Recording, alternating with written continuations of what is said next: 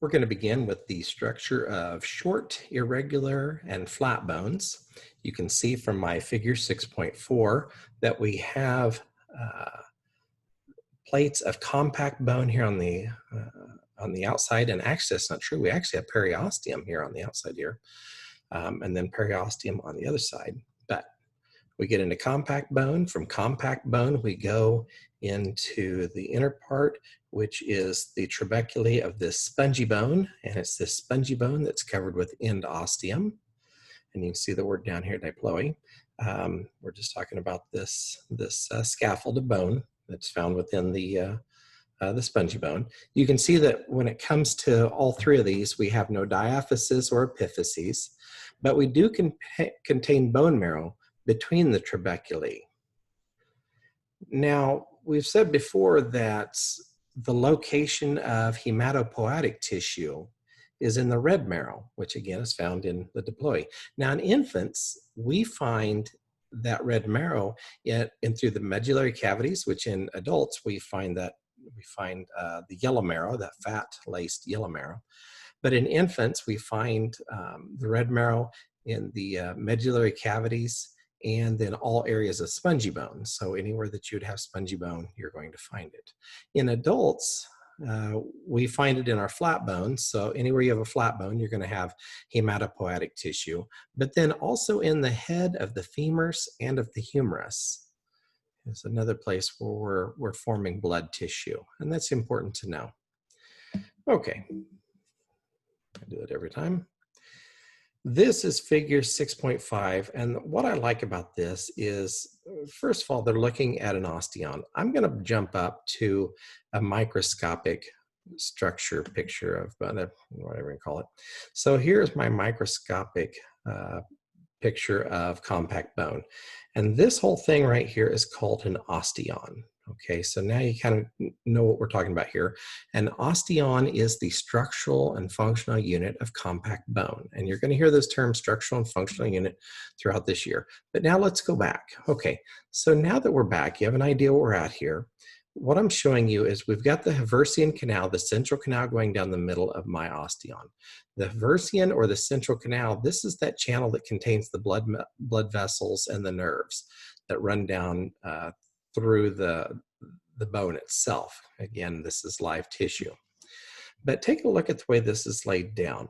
We've got the lamella. The lamella, this is these column-like matrix tubes, and it's composed mainly of collagen. We've seen collagen before, but the way this lays it down, we go one direction, and then when we lay down the next layer, we go the other direction. We go back and forth, and they're showing the twisting on that. So that's going to give you better structural strength from your compact bone. Okay, now let's go into the microscopic anatomy. I like this one. So we've already said we've got the central canal, or the Haversian. The lamella is are all the columns going around. We've got that. Can't see it in this picture, but in this picture here, take a look at all these. We've got the central canal, but we've got all these canals that are running at right angles to those central canals. Those are called Volkmann's, V-O-L-K-M-A-N-N, Volkmann's canals. And again, they're there just to connect the blood and the nerve supply of the periosteum to that of the Haversian canal. When it comes to other structures here, we're going to move back to the right picture. We'll go with this one. There's my lamella. Lamella is all that, the weight bearing. So we've got the crystalline structure. We'll talk about that here in just a minute. But you've got the lacuna. We've had that before. We saw that in our chondrocytes. We saw that we looked at tissues. And these are the small cavities in the bone that contain the osteocytes, osteobone cytes cells. So these are the mature bone cells that you find that are basically trapped inside the compact bone. And then you've got these little hairs that actually allow you to connect all the different lacuna, and then they also connect with the central canal. These hairs are called canaliculus, or canaliculi, and there's the word down there. When it comes to the organic part of bone, We've already talked about the osteoblasts, bone-forming cells. We've talked about osteoclasts. Those are the cells that absorb and break down the bone matrix.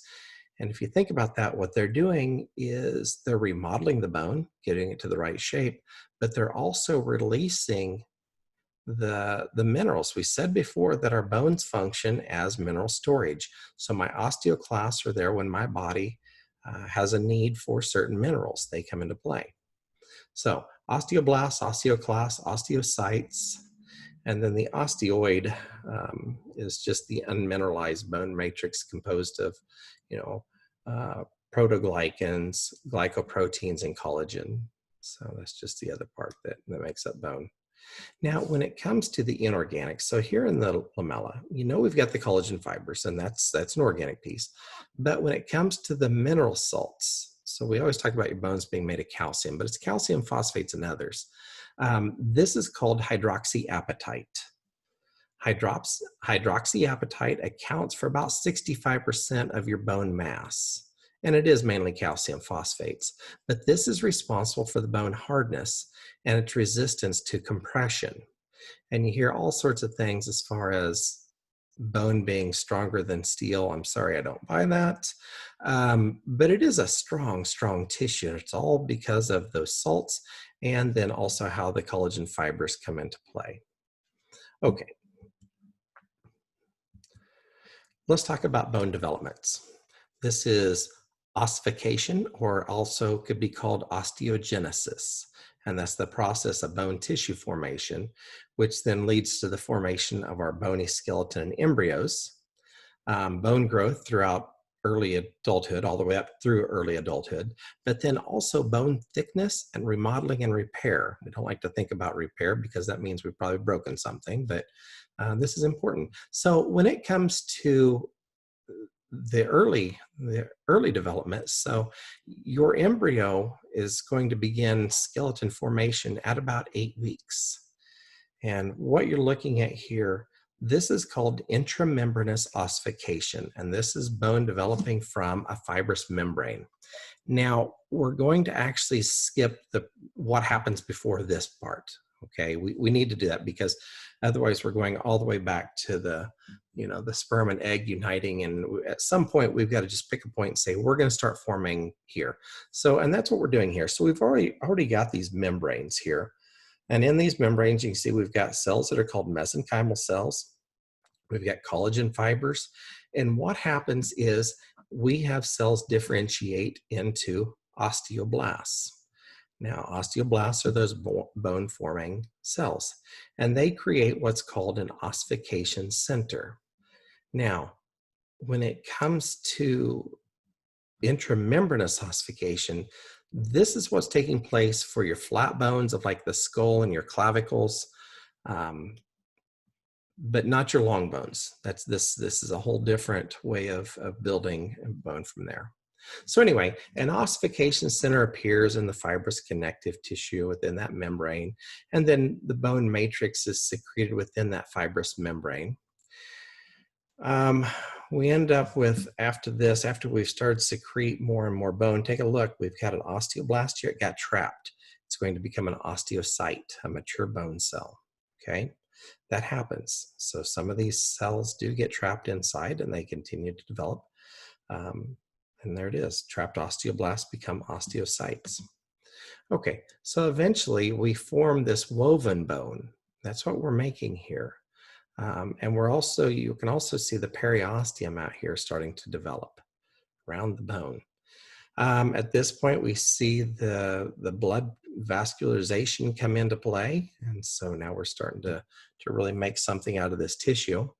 And then from there, we form what's called a bone collar of compact bone. That's going to form, and then the red marrow is going to appear. So that's what's taking place. And you can see by now we've really formed into compact bone. Okay. So now that is intramembranous, inside the membrane ossification. This is endochondral ossification.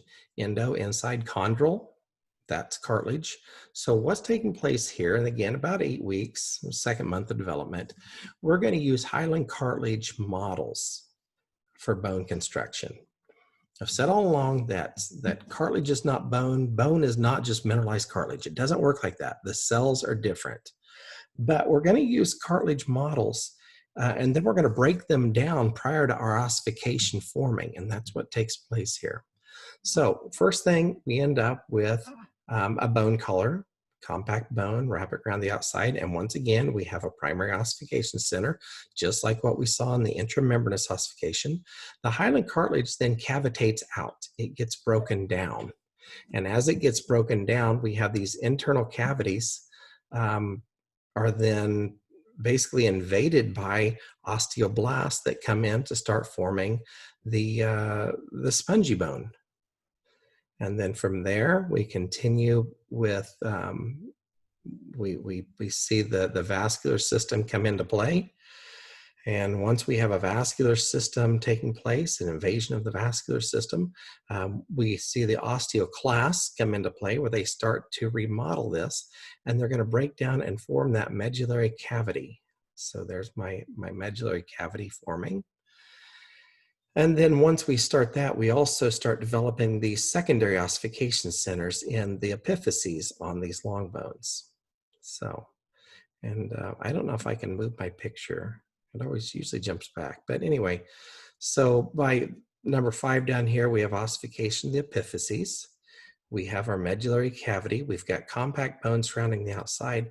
So we see the formation of this epiphyseal plate, which is actually a cartilage plate that falls in the middle between my epiphyses and my diaphyses. So that's my growth plate falling between there. You can see again the hyaline cartilage, which we call articular cartilage, surrounding the bone here, or on the tips of the long bones, so where they come together. That reduces friction, so that's why that one's so important.